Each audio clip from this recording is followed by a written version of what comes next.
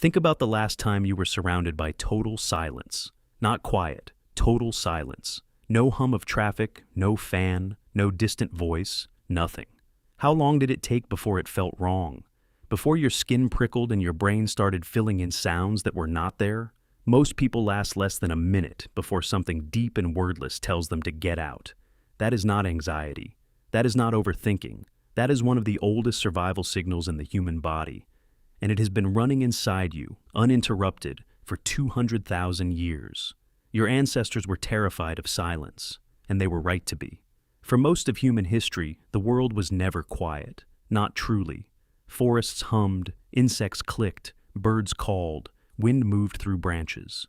Sound was not background noise. Sound was information. Sound was the constant living proof that the environment was stable, that nothing had changed, that the predators were elsewhere. Sound meant safety. Silence meant something had stopped it. When a predator enters a forest, the birds go quiet first. Primatologist Jane Goodall documented this among chimpanzees in Gombe during the 1960s. She noticed that when silence fell over the forest unexpectedly, the entire troop would freeze, every muscle locked, every eye scanning. The silence itself was the alarm. The chimp brain, so close to yours, it shares more than 98% of its DNA, had learned something older than language. When the world stops talking, danger has arrived. Your brain learned the same lesson, just much earlier.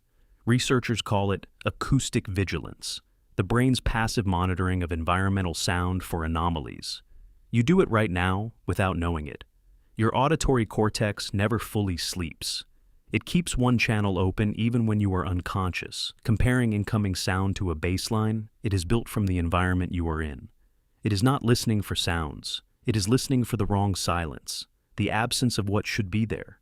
This is why, when you wake in a strange place, you feel uneasy before you even open your eyes. Your brain ran its acoustic check, and the baseline does not match. Something is different. Something is unknown. And for your ancestors, unknown almost always meant dangerous. Now, here is where it gets stranger. Because the problem was never just predators, anthropologist Polly Wiessner spent decades studying the hoansi Bushmen of the Kalahari, one of the most studied hunter-gatherer groups in history. She found something remarkable about how they structured their days and, more importantly, their nights. Night was not a time for silence. Night was a time for fire and voices. Her research, published in 2014 in the Proceedings of the National Academy of Sciences, showed that while daytime conversation was mostly practical, economic, social, nighttime conversation was overwhelmingly story. Myth, imagination, the dead, the ancestors, the invisible. They talk specifically to fill the silence. Think about what silence at night meant when you had no walls and no fire. It meant the insects had stopped. It meant the birds had gone still. It meant something large and patient was nearby, watching. Your heart rate would rise before your conscious mind processed why. Your palms would sweat. Your pupils would dilate without you deciding to dilate them. These are brainstem-level responses. They do not wait for logic. They fire the moment the acoustic alarm trips. The fire was not only warmth. It crackled and hissed and popped. It filled the silence. It told the auditory cortex, normal, no threat, hold. Voice did the same thing.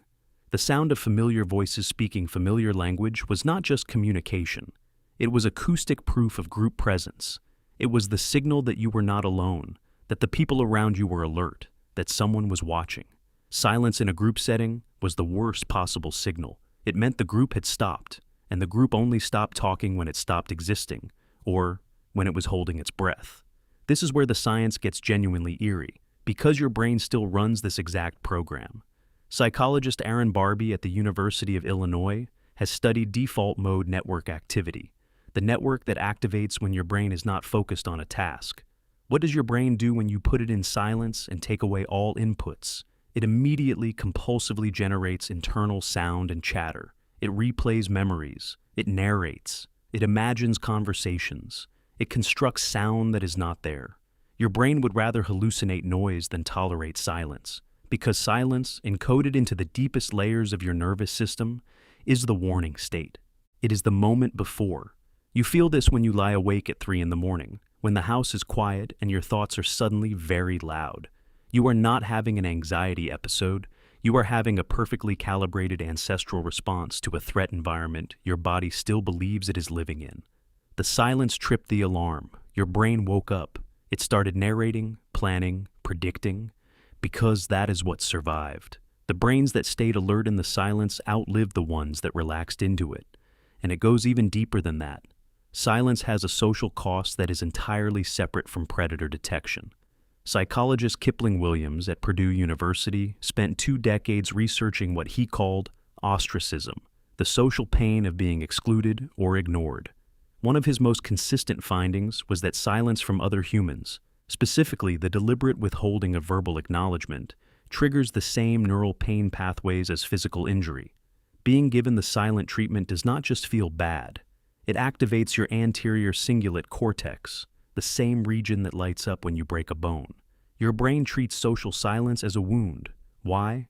Because for most of human existence, being excluded from the group was a death sentence. There was no surviving the savannah alone. There was no solo hunt, no solo defense, no solo birth. The group was survival, and silence from the group, the refusal to speak to you, to include your voice in the communal sound, meant the group had decided you were no longer part of it. It meant you were about to be outside the fire, outside the voices, in the dark, alone.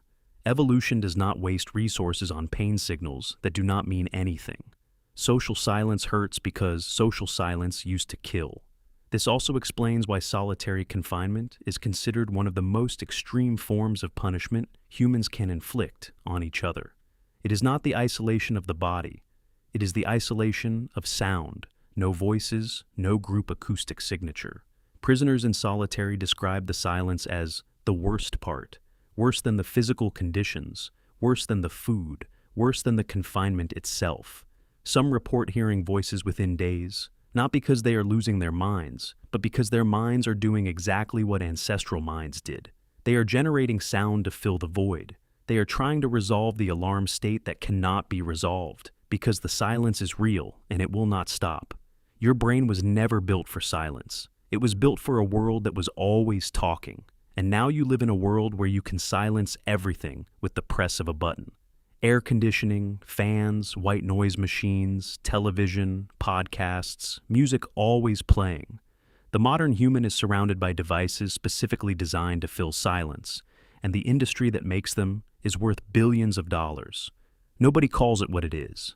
But the reason it exists, the reason silence makes you reach for your phone within minutes, the reason you feel uneasy in a room with no sound, is 200,000 years old. You are not filling silence because you are distracted or addicted. You are filling silence because something ancient in your brainstem is telling you to, because your ancestors who stayed alert in the silence lived, because the ones who relaxed into it did not, and you are here because of them.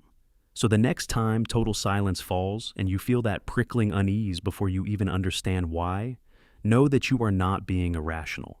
You are being exactly what you were built to be. You are the child of every person who survived the quiet, who held their breath and listened, who knew, before any word for it existed, that silence was not peace. It was the world holding its breath, and they held theirs back, and they made it to morning, and then they talked all night around the fire, just to make sure the silence knew they were still there. Thank you for watching to the end. Comment silence if you made it this far. Please like, comment, and subscribe if you liked the video. Click here, or here for more videos.